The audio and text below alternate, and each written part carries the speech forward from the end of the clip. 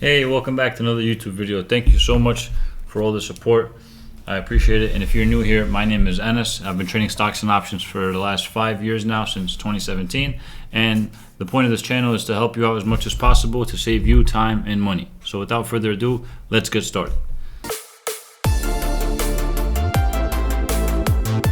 In this video, I'm gonna go over one of my favorite indicators that I use on Thinkorswim. It has to do with price levels. So if you can see here, the green line and the red line, what that stands for is the previous day's high and low. The green is the high and the red is the low. And if you go to any stock here, you're gonna see that it is automatically plotted for you. So even if you go to a stock, for example, that you don't have levels on, let's say I just erase all of this, go to the intraday. Here the green line is the previous day's high, and then here the red line is the previous day's low. Now if this 5-minute chart looks a little weird, that's because I have the pre-market and after hours taken off. I feel like the chart is cleaner that way, and I feel like when things gap up or down, you're gonna see regardless where the gap is. So I don't usually like to play any pre-market levels. I keep my levels on the daily and weekly. So that's how I use that.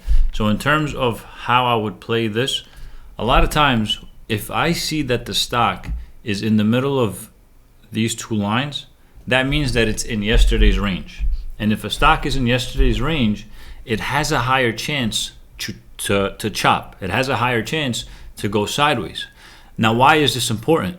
This is super important because if you're playing options, if a stock goes sideways, you're losing money.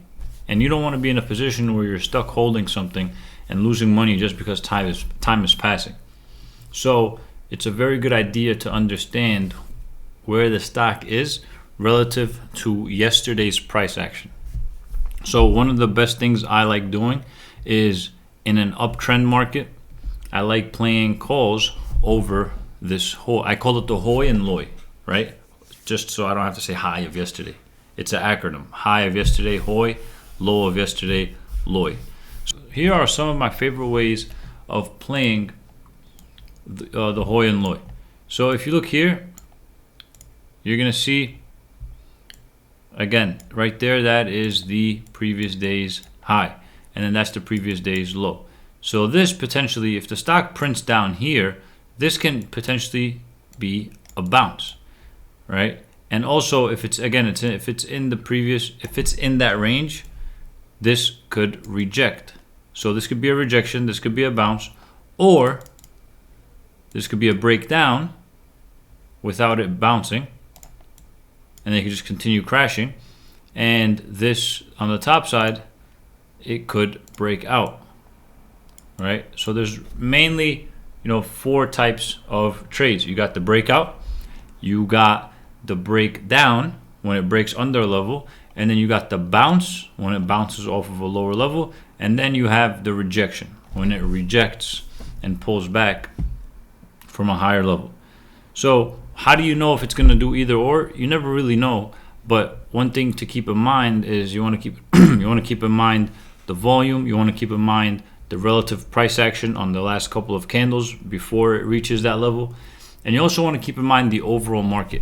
When I say overall market, I'm referring to the S&P 500, I'm referring to the NASDAQ.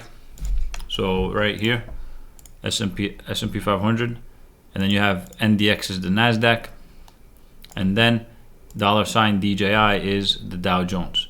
So typically, when these are going up, most stocks are going up.